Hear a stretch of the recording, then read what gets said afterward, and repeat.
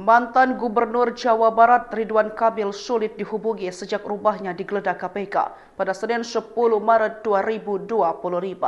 Sekretaris Dewan Pimpinan Daerah Golkar Jawa Barat, Iswarah, menyebutkan partainya siap memberikan bantuan hukum bagi RK. Namun hingga kini pihak Golkar kesulitan menghubungi Ridwan Kamil. Iswara mengaku dirinya secara pribadi telah menghubungi RK maupun keluarganya untuk menawarkan pendampingan hukum. Dirinya mengaku prihatin dengan kasus yang menimpa RK, namun meminta semua pihak menghormati proses hukum.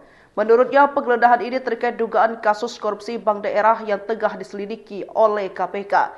Hingga kini, RK masih berstatus sebagai saksi dalam kasus tersebut.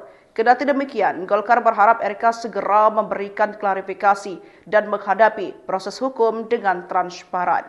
Berita mengejutkan datang dari penyanyi Rivian Fajarsyah, atau yang lebih dikenal sebagai Ivan Seventeen. Pasalnya, Ivan Seventeen dikabarkan telah ditunjuk sebagai Direktur Utama, Dirut, PT Produksi Film Negara, PFN. Sebagai informasi, PT PFN adalah perusahaan milik negara yang sebelumnya bergerak di bidang produksi audiovisual.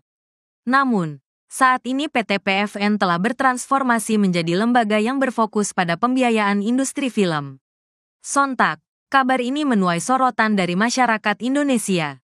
Dipilihnya vokalis grup band Seventeen ini sebagai Dirut PFN tentunya menimbulkan pro kontra dari publik. Banyak netizen yang menilai bahwa jabatan yang diberikan kepada Ivan tak tepat sasaran.